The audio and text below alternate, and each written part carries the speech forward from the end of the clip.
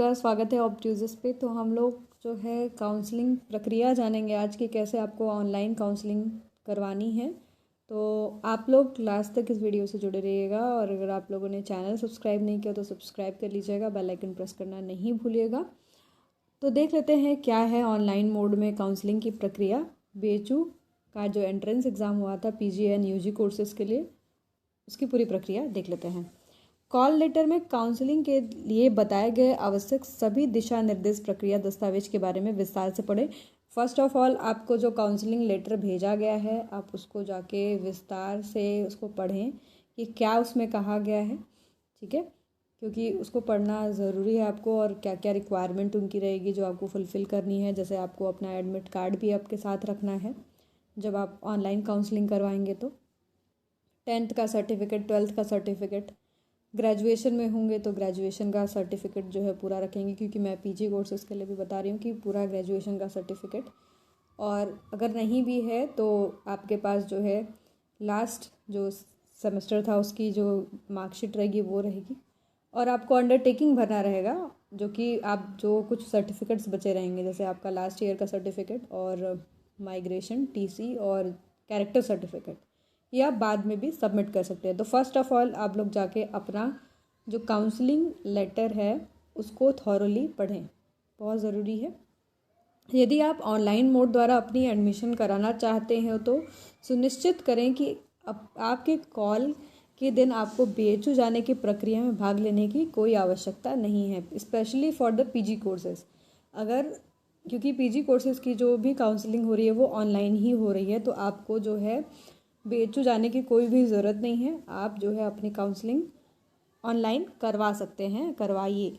और ऑनलाइन वरीयता और दस्तावेज अपलोड का पोर्टल कॉल लेटर में दिए गए दिनांक एक दिन पहले बंद हो जाएगा। यानी आपको अगर आपकी काउंसलिंग लेटर जैसे आई है उसमें दिया हुआ है कि आपकी काउंसलिंग 10 तारीख को है, तो आपका जो पोर्टल है जहाँ पर आपको दस्तावेज मतलब आपको अपलोड करना है, वो सेक्शन में आपका जो है वो सेक्शन पूरा बंद हो जाएगा एक दिन पहले ही, 9 तारीख को ही। तो आपको जो अपनी काउंसलिंग है वो 7-8 को ही करवा लेनी है, क्योंकि अगर 10 तारीख को आपकी काउंसलिंग है तो वो 9 को ही बंद हो जाएगा, क्योंकि आपको अपलोड कर देना है, वो वहाँ पर वेरिफिकेशन होगा। तो इसलिए बहुत इम्पॉर्टेंट ये इन्फॉर्मेशन है, क्योंकि आप लोग जो है इस चीज़ को लाइटली मत ले, क्योंकि अगर आपकी 10 को काउंसलिंग है तो जो है आपका जो पोर्टल है जिस सेक्शन में आपको अपना सर्टिफिकेट अपलोड करना है वो 9 को ही क्या हो जाएगा, क्लोज़ हो जाएगा। तो आपको जो अपना सर्टिफिकेट अपलोड कर देना है 7 या 8 तक अपलोड कर देना होगा, ठीक है। बंद होने जाने के बाद आपको जो है ऑफलाइन मोड में काउंसलिंग कराने के लिए जाना होगा। तो ये आप ज़रूर से ज़रूर ध्यान दें। BHUonline.in कि काउंसलिंग पोर्टल में विद्यार्थी लॉगिन कैसे करेंगे, आपको पता ही है कि आपका एप्लीकेशन नंबर है, डेट ऑफ बर्थ है, वही आपका पासवर्ड होता है। आप उस पर जो है लॉगिन कर सकते हैं, और लगातार उस पोर्टल को लगातार आप चेक करते रहें कि क्या आपको उसमें दिखा रहा है, क्योंकि अगर आप लगातार ट्रैक नहीं करते रहेंगे तो आपकी कोई भी प्रक्रिया जो है छूट सकती है। तो आप लोग जो है लगातार उसको चेक करते रहें।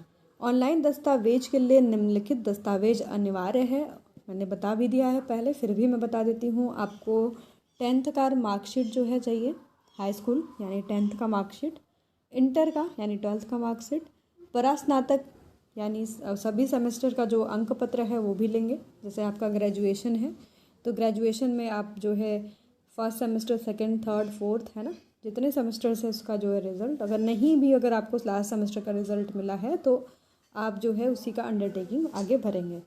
जाति प्रमाण पत्र, जिस अगर मान लीजिए कोई कैटेगरी है आपका ओबीसी, एससी, एसटी, ईडब्ल्यूएस, तो आप जो है इसका जाति प्रमाण पत्र ज़रूर रखेंगे अगर आपने लगाया है तो। आय प्रमाण पत्र आपके पास होना चाहिए, इनकम सर्टिफिकेट जिसको बोलते हैं। अगर आप पीडब्ल्यूडी कैटेगरी से बिलोंग करते हैं तो आपके पास दिव्यांग प्रमाण पत्र बाई सीएमओ होना चाहिए, और एनेक्जर 9 भी होना चाहिए। अगर आप बीएचयू कर्मचारी कोटा से जो है एडमिशन ले रहे हैं तो आपके पास उसका भी प्रमाण पत्र होना चाहिए। अगर आप बीएचयू के छात्र हैं तो परास्नातक के लिए जो भी एनेक्जर 10 है उसका डिक्लेरेशन आपके पास होना चाहिए। तो ये सब जो है, ये दोनों चीज़ बहुत इंपॉर्टेंट है। और इस जो एनेक्जर 10 है और एनेक्जर 9 है, इसका मैं कॉपी जो है अपने टेलीग्राम चैनल पे डाल दूँगी, ऑप्ट्यूज़ नाम से ही है, तो आप जाके वहाँ से भी ले लीजिएगा। अभी मैं शाम तक उसको डाल दूँगी, ठीक है। तो ये बहुत ज़रूरी है, ये आपको सबमिट करना ही करना है। मतलब ये इतनी जो डॉक्यूमेंट्स है, अगर आप इसमें भी कोई भी, अगर आप किसी भी वाले चीज़ से बिलोंग कर रहे हो, जैसे आप कर्मचारी कोटा से बिलोंग कर रहे हो, तो ये सब सर्टिफिकेट आपके पास कंपलसरी है होना। क्लियर। नेक्स्ट देख लेते हैं क्या स्टेप है। अन्य दस्तावेज यदि उपलब्ध हो तो अपलोड किए जा सकते हैं, यदि नहीं हो तो निर्धारित समय के भीतर प्रस्तुत करने के लिए घोषणा पत्र जो है आपको जमा करना होगा।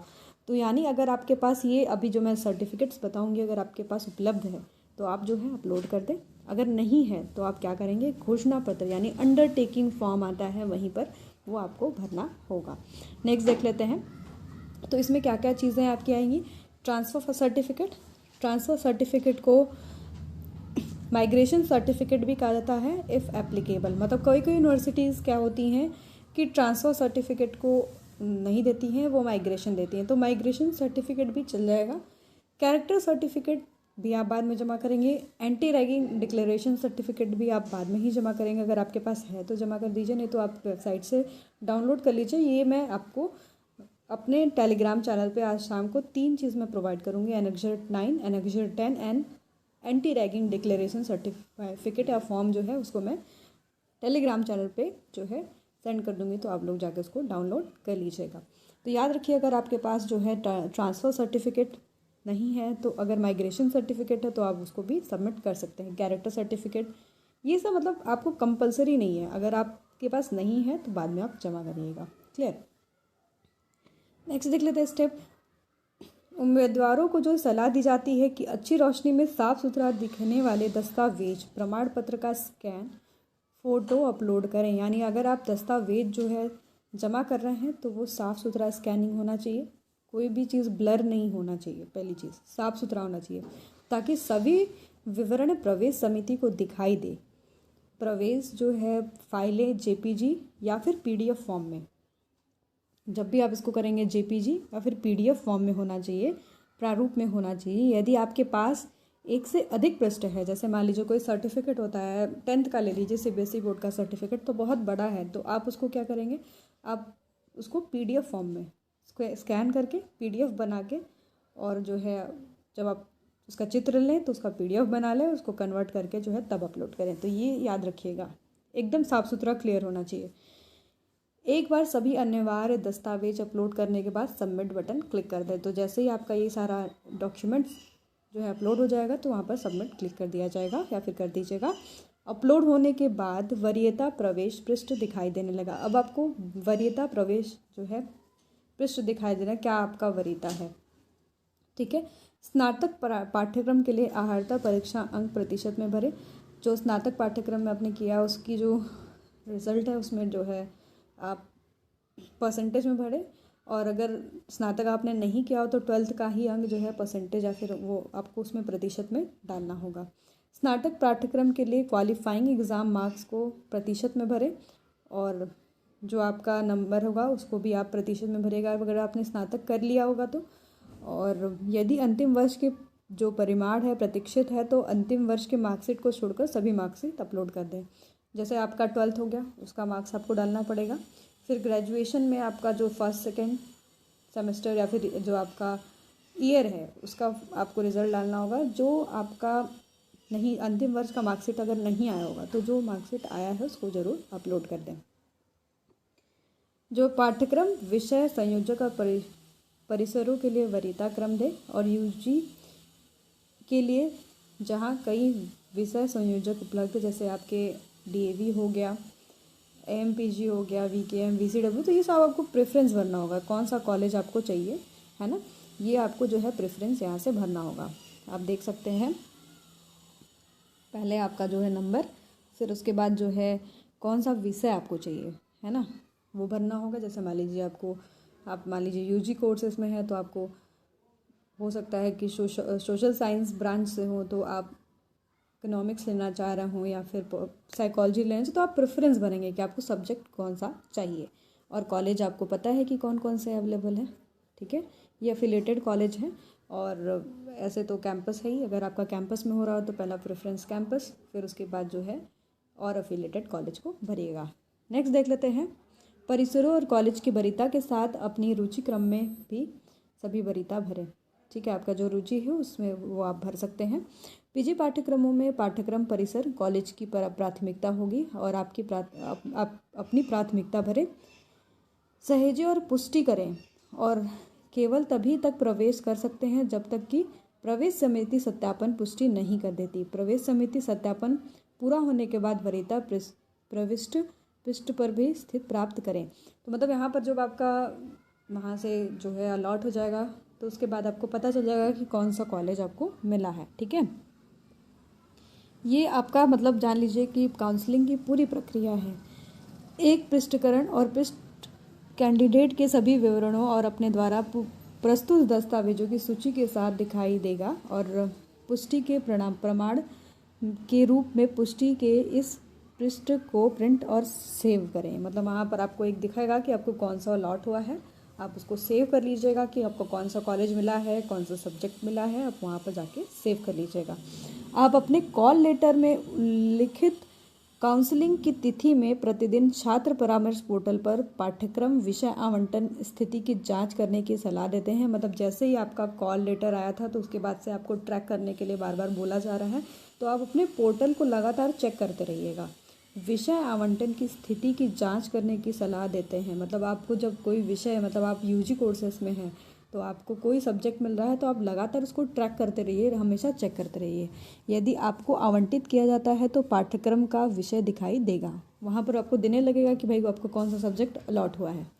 ऑनलाइन शुल्क जमा करने के लिए आगे बढ़े, फिर आपको ऑनलाइन शुल्क का वो सबमिट कर दिखाने लगेगा कि आपको कितना फ़ीस सबमिट करना है। शुल्क जमा करने के लिए 5 बजे तक केवल 24 घंटे का समय दिया जाएगा। तो शुल्क जब जमा करना होगा, जब आपने प्रेफरेंस भरा, फिर उसके बाद कॉलेज भरा कि कौन सा चाहिए, आपको कॉलेज अलॉट हो गया तो वहाँ पर आपको जब कॉलेज अलॉट होगा तो एक लेटर आएगा, आपको उसको सेव करना होगा। फिर उसके बाद जो है शुल्क जमा करना होगा। तो शुल्क जो जमा करना होगा 24 घंटे के अंदर ही आपको जमा करना होगा। शुल्क जमा करने के विस्तार के लिए कोई अनुरोध पर विचार नहीं किया जाएगा। अगर आपने नहीं जमा किया तो फिर आप जो है उस सीट से वंचित हो जाएंगे। यदि आप अलग अलग हैं तो सब्जेक्ट कोर्स को खो देने के लिए ईमेल भेजें। उन्नयन के लिए निम्नलिखित दौरों को प्रतीक्षा करें और कोर्स विषय लॉक करने के लिए अंतिम प्रवेश पत्र अपने पोर्टल पर दिखाई देगा। सभी मूल के साथ एडमिट कार्ड में उल्लिखित तिथि और समय पर विभाग और कॉलेज पर रिपोर्ट करें। और फिर आपको जो है जब आपको सब चीज़ मिल जाएगा तो आपको जो है एक बार कॉलेज में जाना होगा और अंतिम प्रवेश पत्र लेकर जो पोर्टल पे दिखाई दे रहा है जो आपका सब्जेक्ट मिला है, फिर आपको एडमिट कार्ड के साथ जो है एक बार जिस कॉलेज में आपको अलॉटमेंट हुआ है वहाँ पर जाना होगा। तो ये पूरा प्रोसीजर है। तो फर्स्ट ऑफ ऑल बच्चों को जो है सबसे ज़्यादा जो टेंशन है वो इस चीज़ का है कि उनको क्या डॉक्यूमेंट सबमिट करना है। तो ये डॉक्यूमेंट्स आप लोग ज़रूर याद रखिएगा और अपने पोर्टल को लगातार जो है ट्रैक करते रहिएगा।